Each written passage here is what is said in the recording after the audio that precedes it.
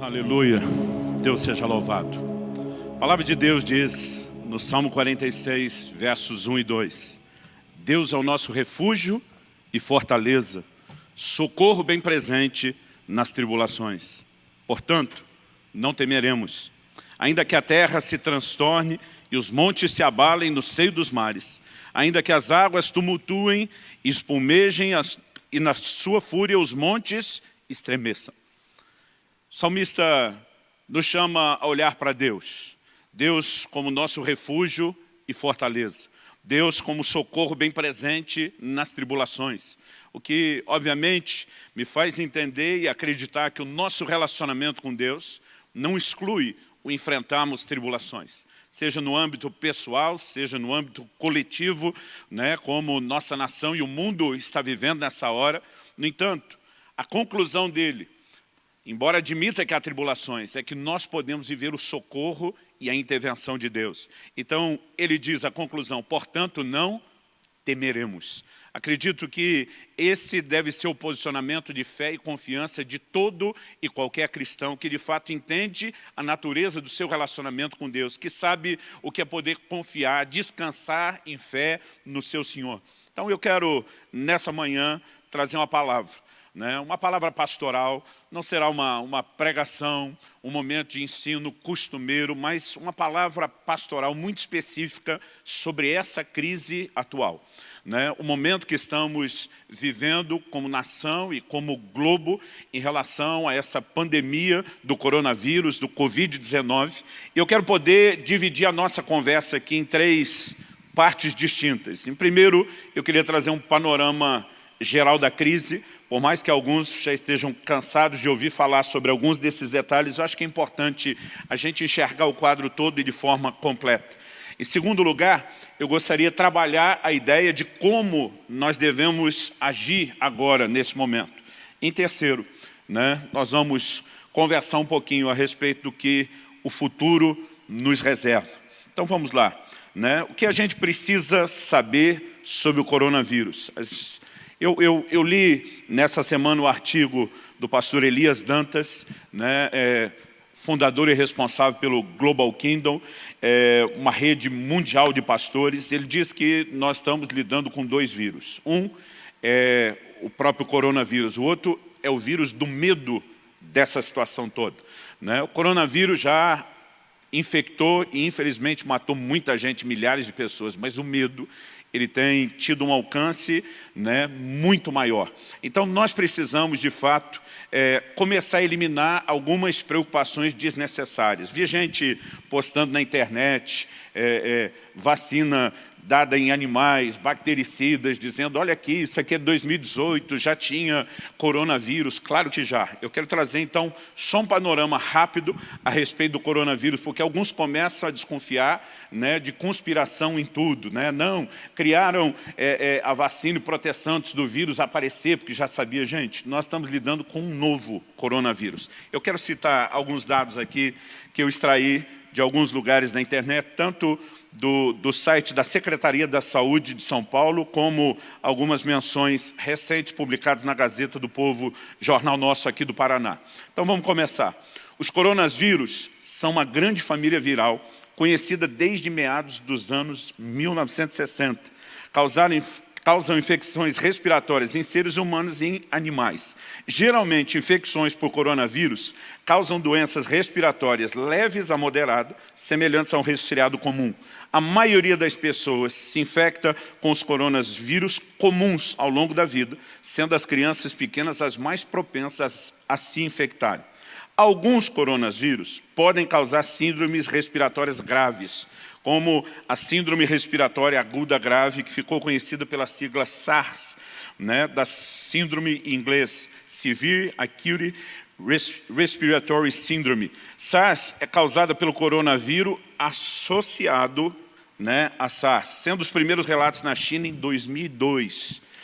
O SARS-CoV se disseminou rapidamente para mais de 12 países na América do Norte, América do Sul, Europa e Ásia. Ainda estamos falando de 2002, infectando mais de 8 mil pessoas e causando em torno de 800 mortes, antes da epidemia global de SARS ser controlada em 2003. Desde 2004, nenhum caso de SARS tem sido relatado mundialmente. A matéria é anterior à nossa pandemia. Em 2012, foi isolado outro novo coronavírus, distinto daquele que causou a SARS no começo da década passada. Esse novo coronavírus era desconhecido como agente de doença humana até a sua identificação, inicialmente na Arábia Saudita, posteriormente em outros países do Oriente Médio, na Europa e na África. Todos os casos identificados fora da Península Arábica tinham histórico de viagem ou contato recente com viajantes procedentes de países do Oriente Médio. Então, esses são dados aí do site da Secretaria de Saúde do Estado de São Paulo. Agora, deixe-me citar uma matéria dessa semana da Gazeta do Povo, que diz o seguinte: há mais de 5.000 variações de coronavírus já identificados pelos cientistas. Há 30 anos há trabalhos científicos apontando a possibilidade de que vírus transitassem entre receptores sem necessidade de grandes mutações. Isso efetivamente aconteceu com a epidemia de SARS em 2002 e 2003. Desde então, os cientistas têm tentado buscar vacinas e remédios para essas famílias de vírus, e uma das formas é fazer modificações artificiais. Exatamente por isso, eles sabem identificar a diferença entre mutações naturais e artificiais. O estudo publicado na revista científica Nature mostra os pontos específicos de diferença entre dois tipos de coronavírus, sendo um deles o da pandemia atual e aqueles muito semelhantes a eles encontrados no pangolim e no morcego. Uma pausa, essa matéria trata especificamente a respeito da descoberta científica de que esse novo coronavírus não foi, como a teoria toda da conspiração sugere, criado em laboratório. São cientistas, na sua maioria norte-americanos, defendendo que é uma mutação natural. Então, ele diz, a intenção é descobrir se as mutações de um para outro coincidem com as já feitas anteriormente ou com protótipos para mutações laboratoriais que existem. Em outras palavras, nesse momento, a gente pode ter surpresas, descartou-se a ideia de um projeto necessariamente humano. Por que eu quero tocar nesse assunto? A gente começa a replicar informação demais, além daquilo que já se tem e que já seria assustador o suficiente, e isso vai criando uma neurose, uma histeria coletiva. A verdade é que a situação é séria. Tem gente me perguntando, pastor, é sério? Eu digo, é. Alguém esses dias comentou, mas a taxa de mortalidade está variando apenas de 3,5% a 3,7%. Eu falei, gente, vamos fazer as contas. O Brasil tem pelo menos 210 milhões de habitantes, de acordo com dados do IBGE de 2019. Se você imaginar apenas 1% da população brasileira tendo contato com o vírus, então nós estamos falando de 2 milhões e 100 mil pessoas. Se você der a esse número apenas de 1% dos contagiados, os 3,5% de mortes, nós estamos falando de pelo menos 70 mil mortes. Qual é o quadro no globo? Na manhã de hoje, do dia 22 de março, nós já tínhamos 303.636 casos confirmados e 13.424 mortes. O grande problema dessa situação, que a maioria das pessoas com quem tenho conversado, gente já com mais de 70 anos, diz, nunca vi nada semelhante. Eu tenho visto gente falar, não, tem outras causas de morte que levam mais as pessoas, é verdade, mas não com a ameaça que esse problema representa nessa hora, no sentido de trazer o colapso ao sistema de saúde.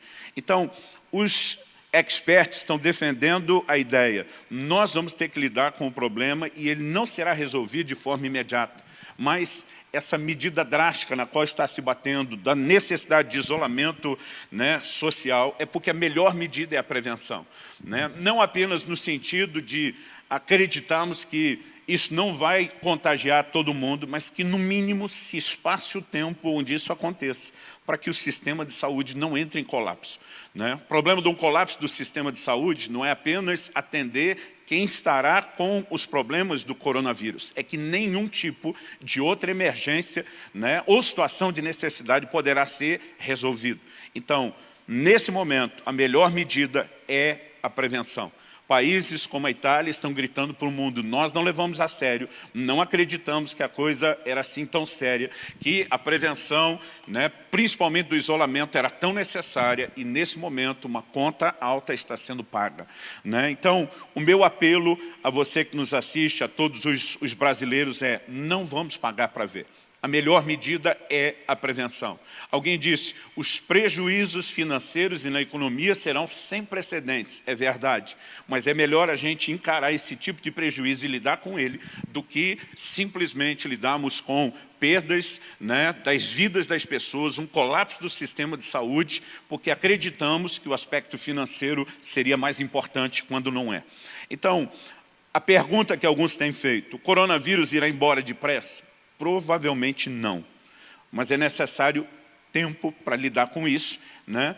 Não colapsando o sistema de saúde e até para entender como lidar, saber quais são os melhores tratamentos, vacina e etc. Então, nesse momento, precisamos da paciência de praticar a prevenção. Esse é o quadro, né, da crise mundial com a qual nós estamos lidando. Então, a pergunta agora, tentando ser mais prático, é como nós devemos agir. Além da prevenção, tecla na qual já estamos batendo. Como fica a parte espiritual? Alguns têm me perguntado, pastor, e a fé? Né? Quase como se tudo o que eu e você precisássemos nesse momento é só acreditar e não ter nenhum tipo de prevenção. Então, nós precisamos entender agora, como cristãos, né, a perspectiva bíblica, a visão que nós devemos ter a respeito do assunto. Então, se me perguntam a respeito da fé, eu digo, estou crendo para a proteção de Deus. Né? Estou crendo por mim, estou crendo em favor de outros, porém isso não significa não ser previdente. Provérbios 27, 12 diz assim, o prudente vê o mal e se esconde, mas os ingênuos seguem em frente e sofrem as consequências. Tem muita gente que não consegue enxergar um ensino bíblico a respeito de cautela, a respeito de prudência. Né? Deus prometeu nos proteger, isso é um fato. Você vai encontrar repetidas afirmações na Bíblia, na palavra de Deus, a respeito dessa declaração. No entanto, quando você lê, por exemplo, o Salmo 127, 1, a Bíblia diz, se o Senhor não guardar a cidade, em vão vigia a sentinela. A Bíblia não está dizendo que porque Deus guarda a cidade, não há necessidade de sentinela. Né? Em outras palavras, previdência, prudência em relação à nossa segurança é algo bíblico. No entanto, se acreditarmos só nas medidas naturais e excluirmos Deus, aí nós estamos incorrendo num sério perigo. Por outro lado, não podemos ir para o outro extremo, porque simplesmente acreditamos em Deus, excluímos as medidas naturais. Então, há uma combinação e nós precisamos entender esse equilíbrio. Por exemplo, no Velho Testamento, em Deuteronômio, capítulo 22, verso 8, Deus diz o seguinte, quando você construir uma casa nova, faça um parapeito no terraço, para que você não traga culpa de sangue sobre a casa, se alguém, de algum modo, cair do terraço. Deus está dizendo, fez um terraço. Em vez de espiritualizar e só acreditar que ninguém vai cair, ou que Deus vai guardar, levante um parapeito. Porque aquilo que naturalmente nós devemos fazer, isso não pode ser transferido ou terceirizado para Deus. Né? Isso deixa de ser fé e começa a entrar num terreno não apenas de presunção, mas de leviandade e de contrariar deliberadamente a palavra de Deus. Essa semana eu vi alguém brincar com o Salmo 91, 10, né, que diz, nenhum mal lhe sucederá, praga nenhuma chegará à sua tenda. E diz, irmão, fica na sua tenda, né? Não saia da sua tenda, porque a promessa é para você lá. Eu acredito que nesse momento nós precisamos entender que prevenção, né, é importante. A fé não exclui a prevenção e precisamos entender que a prevenção também não pode excluir a fé. Porque alguns vão completamente para outro extremo e vivem quase que meramente na perspectiva natural. É justamente a fé que deve ser usada em oração contra essa pandemia, contra essa praga, essa peste, no clamor não só para que sejamos guardados, né, para que a gente não dê lugar ao pânico, ao medo, à histeria, ao desespero, mas também para que isso possa ser revertido, não apenas na nossa nação, mas no globo. Agora, eu olho para aqueles que não estão preocupados com a prevenção e não consigo ver, muitas vezes, o reflexo do espírito cristão que nós deveríamos manifestar. Vi uma pessoa dizer, eu não estou no grupo de risco, não estou nem um pouco preocupado com isso. Né? Eu classifico isso uma atitude de irresponsabilidade. Por quê? Essa pessoa que não está no grupo de risco, aliás, há muita gente que já teve o contágio está assintomático, né? A menos que faça um teste, nem vai descobrir que está. E essas pessoas, ainda que não tenham nenhum problema, elas podem transmitir o vírus para aqueles que estão no grupo de risco. Então, o que a palavra de Deus nos ensina? Filipenses 2,4 diz, não tendo em vista somente os seus próprios interesses, mas também os dos outros. Prevenção nessa hora não é apenas medo de que o vírus produza algum dano em mim. Prevenção é algo maior do que olhar apenas para mim e se preocupar apenas comigo. É nos preocupar também com os outros. Mas há uma natureza de fé que precisa ser aplicada, né? Nós vamos ter que confiar em Deus, né? Principalmente não apenas nesse momento de isolamento, mas com os desdobramentos de toda essa crise. Mas daqui a pouco eu vou falar sobre isso. Outros estão me perguntando, e a igreja? Né? Como ficam as igrejas fechadas? Em primeiro lugar, a gente tem que dizer, nós temos um hábito errado de nos referirmos ao prédio, ao auditório onde nos reunimos como igreja. A igreja é o povo, não é o prédio. Então, as reuniões físicas e presenciais não estão acontecendo. Nós não podemos acreditar que a igreja está parada, né? Aonde você está, você não apenas pode, mas deve fazer diferença. Então, perguntas que eu e você precisamos fazer nesse momento específico que estamos vivendo. Como podemos ser igreja? Não podemos ter, né, grandes reuniões, mesmo os grupos com menos de 10 pessoas, que é a restrição que está se pedindo, a gente precisa ter muita cautela. No entanto, né, nós precisamos nos questionar como podemos ser igreja. A nossa vida devocional com Deus pode ser mantida à distância, cultos podem ser, né, realizados como estamos fazendo, nesse formato à distância e virtual. Mas a pergunta é como você pode tocar a vida de outras pessoas. Então, é hora de eu e você nos questionarmos como podemos ser igreja, como podemos servir os outros. Talvez haja pessoas à sua volta, vizinhos idosos, né, com família distante, precisando de ajuda, precisando de compra, precisando de uma palavra amiga, né? Há pessoas que, ainda que você não possa ter o contato de proximidade física, você pode nessa hora estar, né, telefonando, mandando mensagens, fazendo contato, encorajando. Eu acredito que esse é um cenário onde nós devemos prestar amor e cuidado, ainda que de forma virtual. Né? Toda crise, por pior que seja, traz sempre oportunidades para que as pessoas se voltem para Deus, para que elas despertem de uma situação de distração onde estavam e possam perceber Deus. E nessa hora, nós precisamos entender que a melhor ajuda a ser dada a essas pessoas não é apenas algum tipo de serviço que nós podemos prestar, mas muito além disso.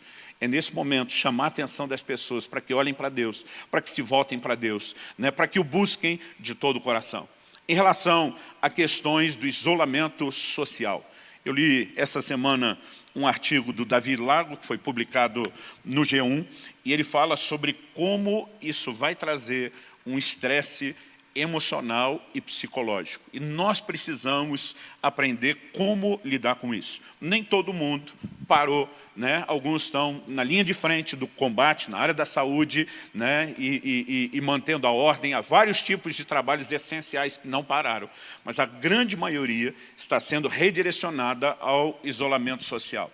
Então, o que nós precisamos entender, antes de mais nada, né? Isso é um tempo que você deveria aproveitar. Esse é um tempo que você deveria usar com sabedoria. Em primeiro lugar, quero destacar o que é o mais importante. Use seu tempo para buscar Deus.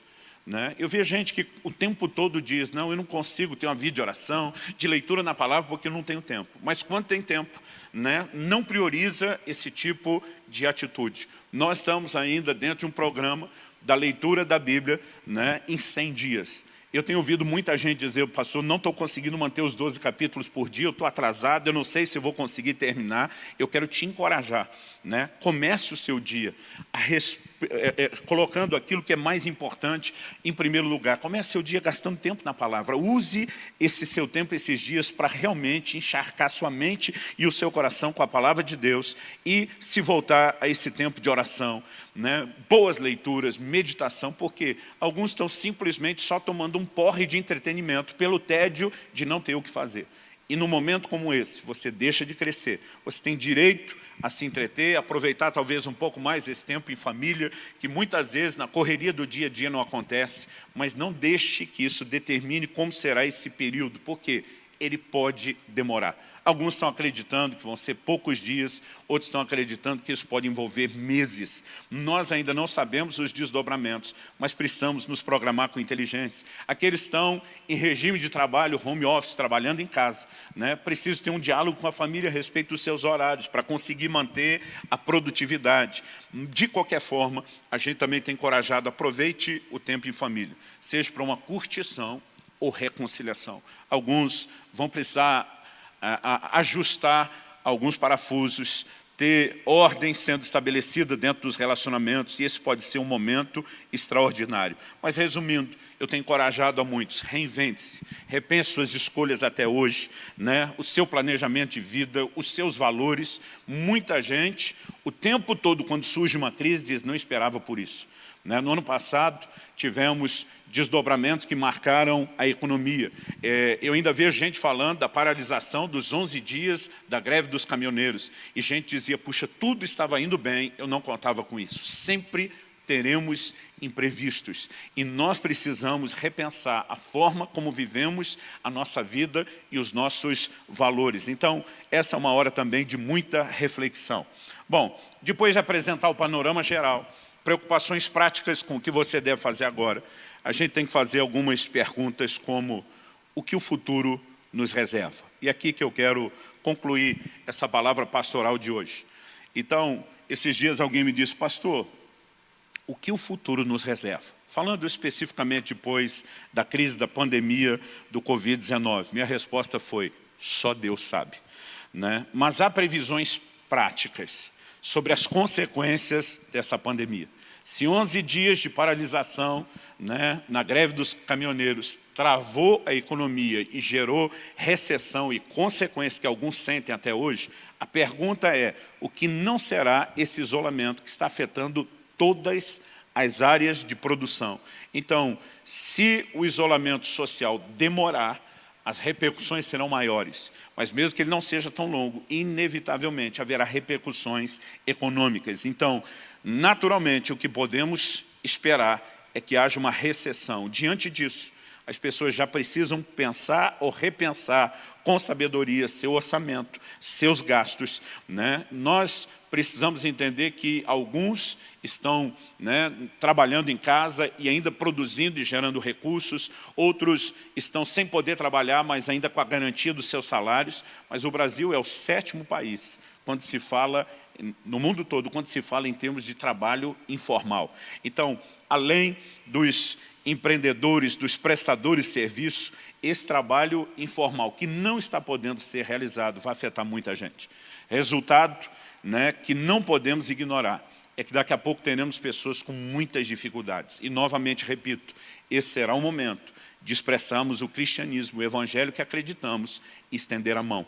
No entanto, mesmo que a gente possa prever esse tipo de problema, não acredito que devemos ser assolados pelo medo, mas é justamente nesse cenário que precisamos entender a natureza da nossa fé em Deus. Em Filipenses, no capítulo 4, nos versículos 6 e 7, a Bíblia diz assim, não fiquem preocupados com coisa alguma, mas em tudo sejam conhecidos diante de Deus os pedidos de vocês, pela oração e pela súplica com ações de graças. E a paz de Deus, que excede todo entendimento, guardará o coração e a mente de vocês em Cristo Jesus.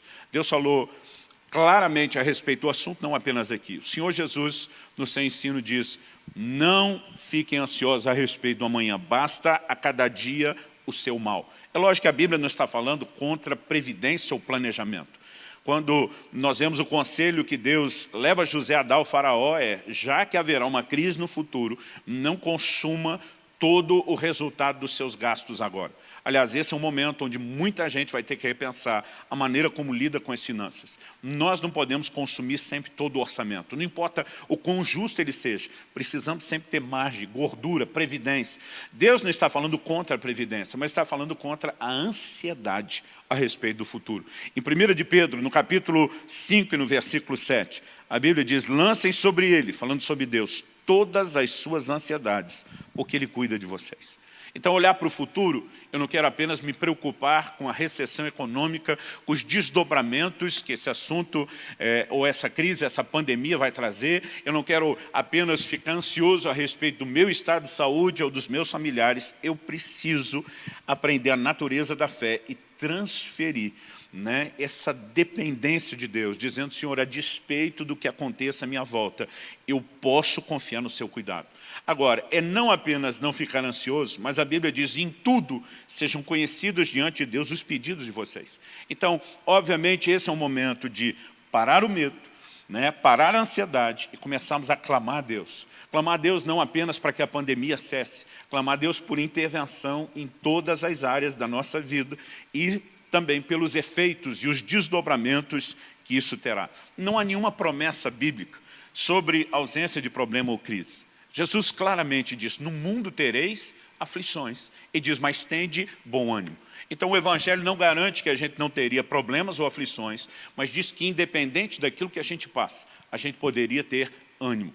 Quando o apóstolo Paulo diz: posso todas as coisas naquele que me fortalece, há um contexto específico. Ele está dizendo: eu já aprendi a viver toda e qualquer situação. Ele diz: eu sei lidar com a escassez, eu sei lidar com a fartura.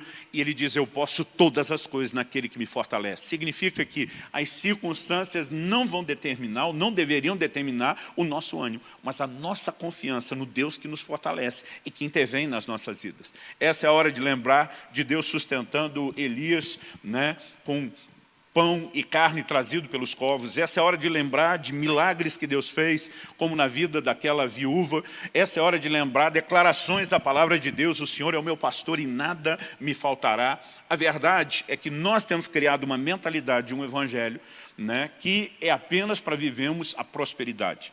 Nós acreditamos não só que não vamos ter problema, mas que todo e qualquer problema que tivermos, ele será solucionado instantaneamente, e isso não bate com aquilo que a palavra de Deus diz. Quando o salmista declara, como afirmamos no início, que Deus é o nosso refúgio e fortaleza, que Ele é o socorro bem presente nas tribulações, significa que vai ter tribulações.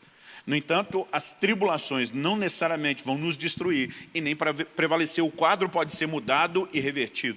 Mas nós precisamos jogar fora essa mentalidade, né, de que não enfrentaremos problemas. A igreja do Ocidente, principalmente, por não viver a natureza de perseguição que muitos no Oriente têm vivido, nós estamos despreparados para lidar com problemas e muitos deles já foram advertidos na Bíblia.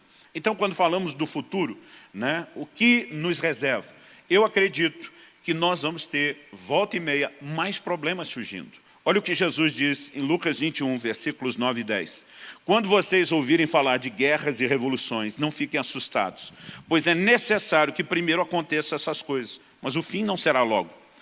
Ele diz: então Jesus lhes disse: nação se levantará contra nação, reino contra reino, haverá grandes terremotos, epidemias e fomes em vários lugares, coisas espantosas e também grandes sinais vindos dos céus. Isso é mencionado apenas como o princípio das dores que antecede a vinda de Nosso Senhor.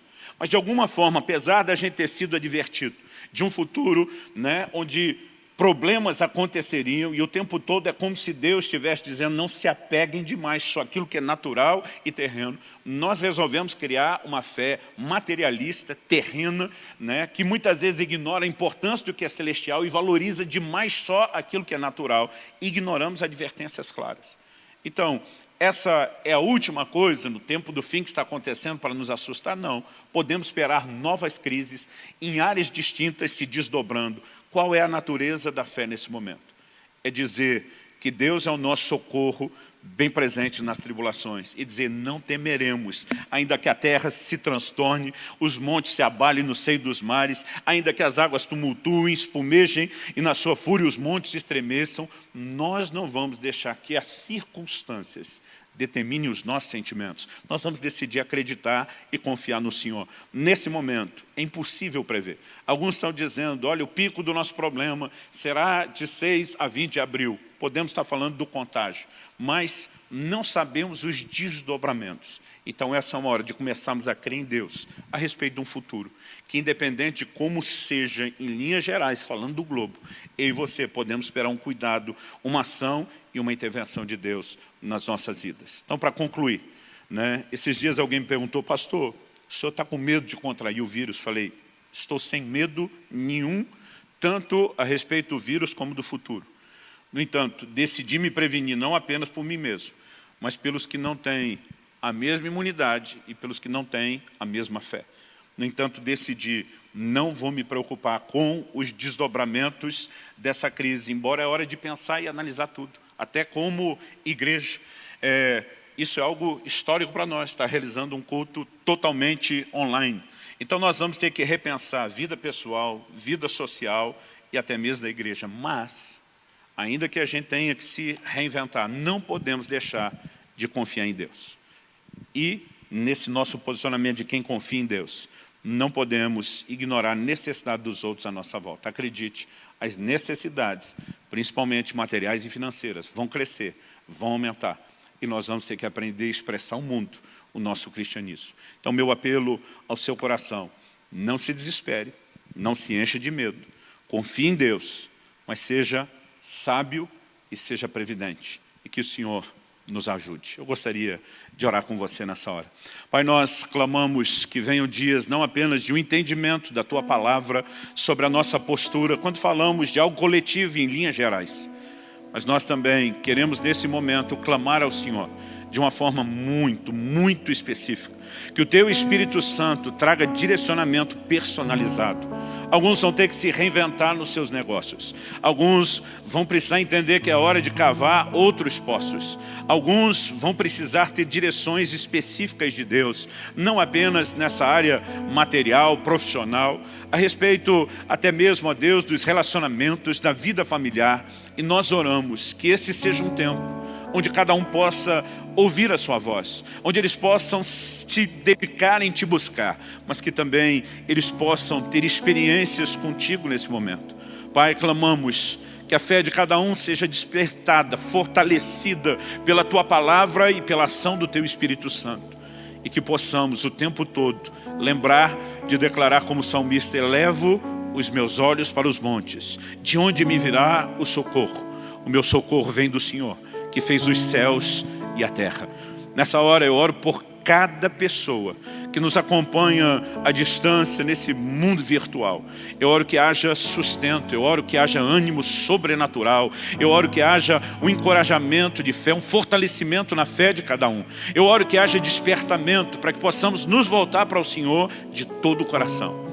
E clamamos, Pai, que não importa o tempo dessa crise, que possamos sair fortalecidos dela, espiritualmente, emocionalmente, preparados para a reconstrução, para o cenário que teremos que encarar depois. Nessa hora, nós suplicamos, traz sabedoria e direcionamento personalizado para cada um. Nós oramos em nome do Senhor Jesus. Em nome do Senhor Jesus. Amém. Quero te encorajar a permanecer crendo e buscando ao Senhor. Use o seu tempo com sabedoria, né? E dias de isolamento, como falei antes, não se dedique apenas ao entretenimento. Tem muito material para te enriquecer, né? Nós temos assim centenas, literalmente centenas de mensagens à disposição, né? no nosso canal no YouTube, tanto do orvalho.com, você escreve por extenso, como no meu canal pessoal, Luciano Subirá. Temos o Sub-12, são mensagens de 12 minutos, reflexões rápidas, você pode, né, estar meditando a cada dia. Temos no Caminho da Palavra, tem muito material, né? Tem muitos outros bons ministérios disponibilizando materiais. Então, use esse tempo, não apenas com a mentalidade de férias, mas decida se fortalecer, decida se preparar para aquilo que vem depois. Que Deus te abençoe, que Ele seja com cada um de nós, em nome de Jesus.